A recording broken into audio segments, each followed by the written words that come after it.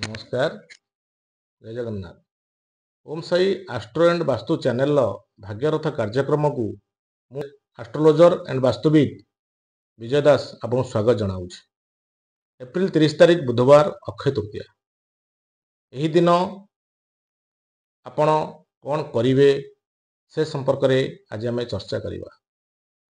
अक्षय तृतीया सौभाग्यर दिवस।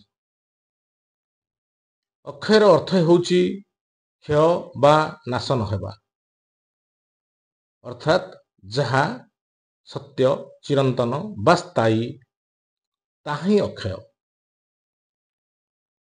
भारतीय संस्कृति रे सत्य और चिरंतन कहले केवल ब्रह्म बा ईश्वर को बुझाई था, कारण ईश्वर सर्वव्यापक अखंड एवं अक्षय शक्ति अटंती। तेणु अक्षय तृतीया को ईश्वर तिथि रूपे मान्यता दि जाइए। यही दिन कौन करेंगे आउ कौन न करेंगे, यही दिन स्नान तप जप यज्ञादि अनुष्ठान द्वारा अनंत फल प्राप्ति होता है बोली शास्त्र रे लिखित अछि। भविष्य पुराण अनुसार यही दिन करा जाउथुबा समस्त शुभकर्मर अक्षय फल प्राप्ति अवश्य घटिता है। यही दिन को अति विशिष्ट जोग रूपे गणना करा जाए। यही दिन की पूजा करेंगे, यही दिवस रे सधवा स्त्री और कन्या माने गौरी पूजा करी भोगराग मिष्टान आदि बंटन करेंगे।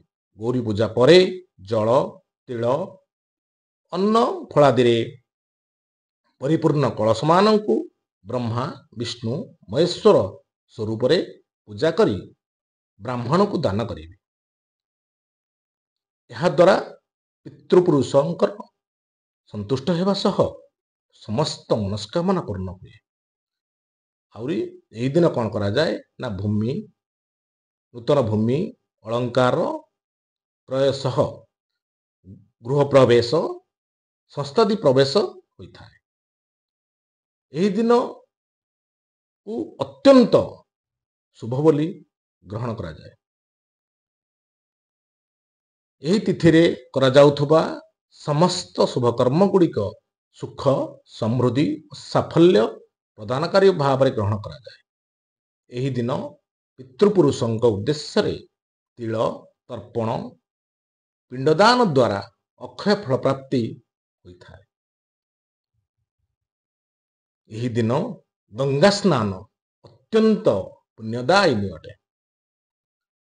चारिधाम मध्यरु विश्व प्रसिद्ध भगवान बद्रीनाथ जदि अक्षय तृतीया दिन आपण रुआ चाउल बा अक्षत लागी करुछंती तेबे आपणकर समस्त मनस्कामना पूर्ण होता है।